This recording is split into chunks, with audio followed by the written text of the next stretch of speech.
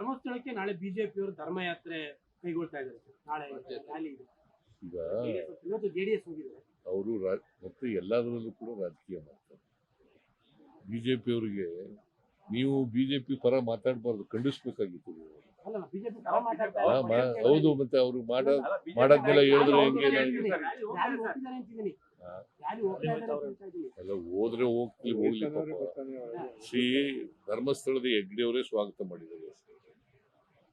ಸತ್ಯ ಹೊರಬರ್ಬೇಕಲ್ಲ, ನಾವು ಸತ್ಯ ಹೊರಬರ್ಬೇಕು ಅನ್ನೋ ಕಾರಣಕ್ಕೋಸ್ಕರವಾಗಿ SIT ಮಾಡಿದ್ದಾರೆ. ಸತ್ಯ ಗೊತ್ತಾಗಬೇಕಲ್ಲ. ಅದರ್ವೈಸ್ ಧರ್ಮಸ್ಥಳದ ಬಗ್ಗೆ ತೂಗತಿ ಇರ್ತದೆ. ಯಾವಾಗ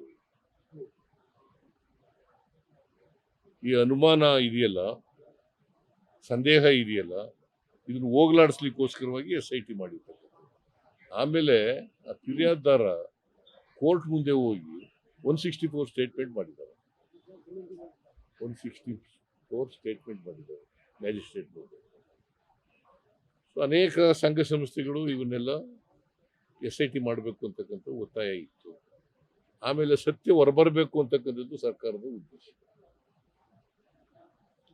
ಸತ್ಯ ಹೊರಗಡೆ ಬರಬೇಕಲ್ಲ. ಈ ಬಿಜೆಪಿಯವರು ಕೂಡ ಸ್ವಾಗತ ಮಾಡಿದಾರಲ್ಲ. SIT ತನಿಖೆನ ಸ್ವಾಗತ ಮಾಡಿರೋರು ಯಾರು? ಬಿಜೆಪಿಯವರು. ಈಗ ಮಾತ್ರ ಯಾವ ಅವ್ರಿಗೆ ಧರ್ಮನೂ ಗೊತ್ತಿಲ್ಲ, ಜಾತಿನೂ ಗೊತ್ತಿಲ್ಲ, ಇದನ್ನೂ ಗೊತ್ತಿಲ್ಲ.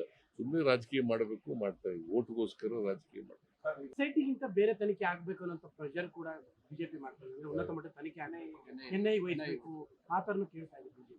ಅವ್ರು ಯಾವಾಗ CBIಗೆ ಯಾವತ್ತರ ಕೊಟ್ಟಿದ್ದಾರೆ? ಅವರು CBI ಅವ್ರದೇ ಸರ್ಕಾರ ಇದೆಯಲ್ಲ, ಪಕ್ಷದ ಸರ್ಕಾರ.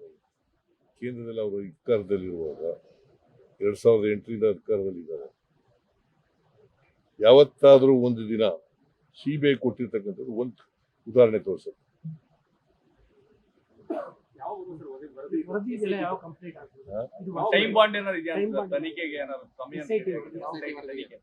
ಗೊತ್ತಿಲ್ಲ ನನಗೆ. ಯಾವಾಗ ನಾವು ವಿ ಆರ್ ನಾಟ್ ಇಂಟರ್ಫಿಯರಿಂಗ್.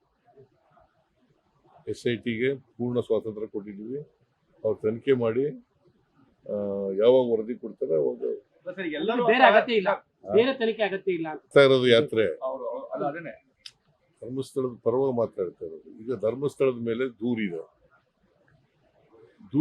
ದೂರಿಗೆ ಉತ್ತರ ಸಿಗ್ಬೇಕಲ್ಲ, ಮತ್ತೆ ಸತ್ಯ ಗೊತ್ತಾಗಬೇಕಲ್ಲ ಜನಗಳಿಗೆ. ಈಗ ಯಾರೋ ನೀನು ಕಂಪ್ಲೇಂಟ್ ಮಾಡ್ತೀಯ, ಕಂಪ್ಲೇಂಟ್ ಮಾಡಿದ ಮೇಲೆ ಧರ್ಮಸ್ಥಳದ ಮೇಲೆ ನೀನು ಆರೋಪ ಮಾಡಿದ್ರೆ ಆರೋಪಕ್ಕೆ ಉತ್ತರ ಸಿಗ್ಬೇಕಲ್ಲ.